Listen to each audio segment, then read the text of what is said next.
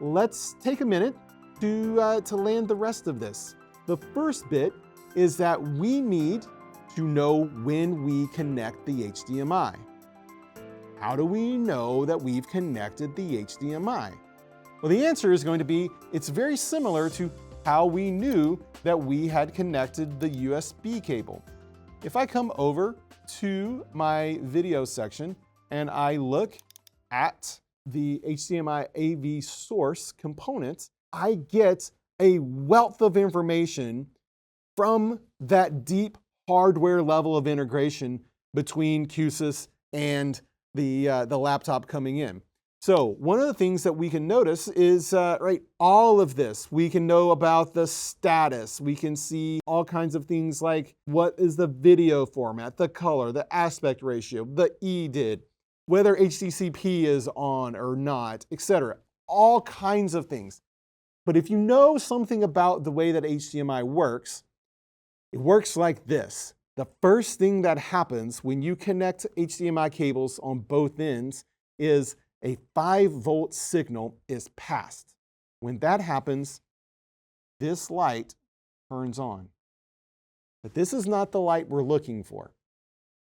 The plus 5 volts simply means the cable is connected and the 5 volts is being shared. That happens before the handshake.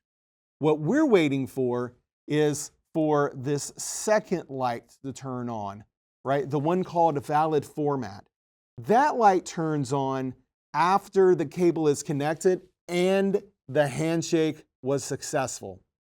That's the one we're looking for because that means we're actually good to go and we're ready for business. If we only get the 5 volt, it means cable was connected, but there's a problem, which could be its own reason to set up certain automations, but we're not going to go down that road. We're going to simply tie into the valid format. All right, if you are playing at home, I bet you can imagine what are we going to do here. We're going to complete a signal chain. We're going to start by activating these corresponding control pins. We're going to come over here and turn on valid format on both laptop 1 and laptop 2. So valid format, turn that on. We're going to come down to our emulator and grab the corresponding flags. They are listed as O2. And if you type in O2, you can see that I also can just pick from here, O2, laptop 2 active to the emulator. So that's good. So what we need to do from here is we need to complete the signal chain, just like we did in the first exercise. So we need to, in the display power text controller, we should add 2 pins for receiving that data. We're going to add 2 pins, and we're going to call them pin laptop 1 active. We are going to configure it to be an indicator, and we're going to configure it to be an input. And similarly, we're going to call the other one pin laptop 2 active, and we're going to let it also be an indicator with an input control pin.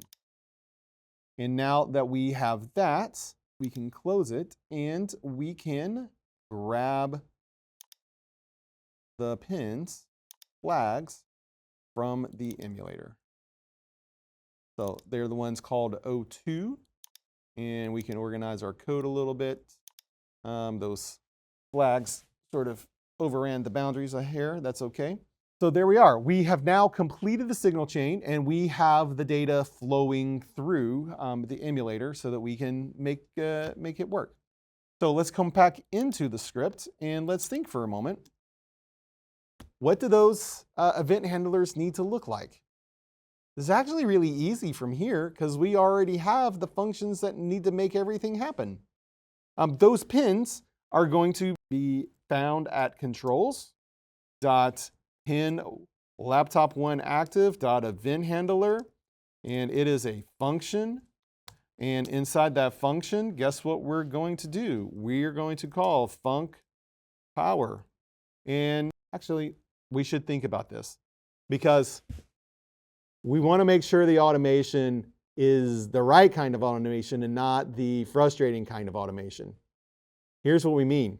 We only want to do automation when we connect. So we only, when the thing is connected, do we want to run these functions. How do we say that? Oh, well, let's remember our CTL because that's going to make this so much nicer to write. If CTL.boolean, then, because I opened it, I'm going to close it. And what am I going to put on the inside? I'm going to call func power. And which Boolean am I going to pass in? I want to turn these things on. So I'm going to pass in true. And then func debugger. Who did it?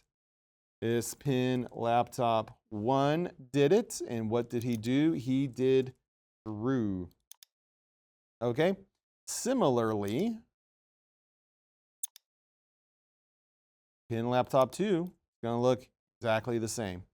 Except for we're going to update from 1s to 2s, hit save, and give it a go. And then in your emulator, connect the laptop. Bing, look at that. Both televisions turned on. And because we had connected laptop 1, we actually got we actually can see laptop 1 on the screen. Laptop 2 is not connected. And so apparently the display number 2 is routed to something else. And that's why we're getting the blue screen of connect something. If I turn off the televisions and then connect laptop 2, look, it turns back on both televisions. And now I can see laptop 1 on the left and laptop 2 on the right. That just happens to be how the NV32 is currently routed. We'll get around to doing things with the NV32 very, very soon. I do have one question for you, Jeff. Uh-huh. Where do you purchase, and this is a serious question, this isn't a joke question, where do you purchase the HDMI cables that glow blue even when the lights are off? I'm curious, are they radioactive powered? What's going on there? I'm pretty sure that these are, this is probably one of the kinds of cables you can buy at the gas station. You know how they have the 32-foot long USB charging cables that glow? I always get all my cables from the gas station. They're reliable. You would be surprised. I get my power chargers there too, as well as my hot dogs. Yeah, fair enough, right. But you would be surprised how many times people call into tech support wanting to tell us that their USB cable is not working because they're trying to bridge. And we asked, where did you get the cable? And they say at the gas station. And we're like, you probably need to buy a higher quality cable.